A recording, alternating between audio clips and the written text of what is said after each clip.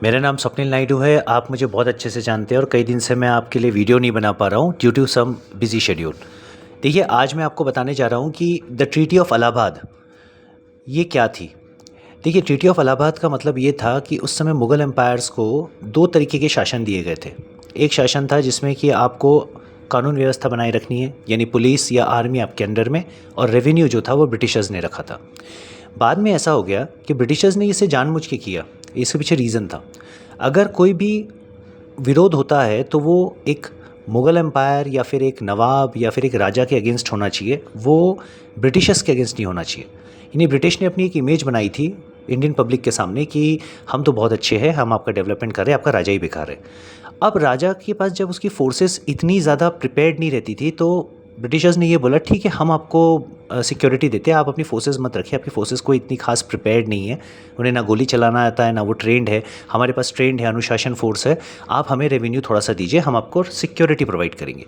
Same समझिए, आज की डेट में एक डॉन होता है, वो प्रोटेक्शन मनी मांगता है, और प्रोटेक्शन मनी मांगता है वो किसी बिजनेसमैन से इस लायबिलिटी में कि आपकी जो सिक्योरिटी है वो मेरे हक़ में रहेगी, कोई भी प्रॉब्लम होगा मैं उसे हैंडल कर लूँगा। इसे हम थोड़ा दूसरी तरीके से समझते हैं। दिल्ली जो है वो यूनियन टेरिटरी है। केंद्र शासित प्रदेश में जो रेवेन्यू डिपार्टमेंट है, वो रेवेन्यू डिपार्टमेंट दिया गया है, आप पार्टी को दिया गया था। ठीक है, अभी तो बीजेपी आ गई है, आप पार्टी को दिया गया था। तो आप पार्टी की हमेशा से एक डिमांड थी कि हमें रेवेन्यू डिपार्टमेंट नहीं, हमें लॉ एंड ऑर्डर डिपार्टमेंट चाहिए। लॉ एंड ऑर्डर डिपार्टमेंट जो था वो सेंट्रल गवर्नमेंट ने अपने पास रखा हुआ था। ये रीज़न ये था कि लॉ एंड ऑर्डर से आप पब्लिक को कंट्रोल कर सकते हैं, पब्लिक राइट्स या पब्लिक जो प्रोटेस्ट है उसको आप दबा सकते हैं। आप पार्टी का हमेशा से ये कहना था कि हमें लॉ एंड ऑर्डर दीजिए, हमें रेवेन्यू से मतलब नहीं, रेवेन्यू तो जनरेट होगा ही होगा क्योंकि दिल्ली एक कैपिटल है। यहाँ पे यही एक दिक्कत जारी थी।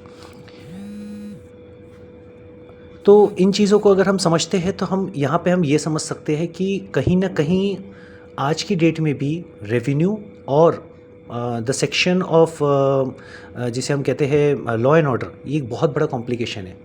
तो पुरानी चीज़ों से आज की पार्टीज़ ने ये सीखा है कि लॉ एंड ऑर्डर अपने हाथ में रखो, रेवेन्यू रखने की ज़रूरत नहीं है।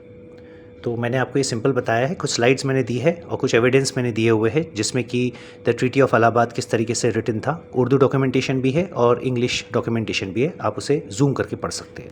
फ़िलहाल के लिए मैं आपसे आज्ञा चाहूँगा। उम्मीद करता हूँ जो मैंने आपको समझाया उसे समझ में आया होगा। धन्यवाद व्यक्त करता हूँ। Have a nice day, have a good Sunday. Thank you very much.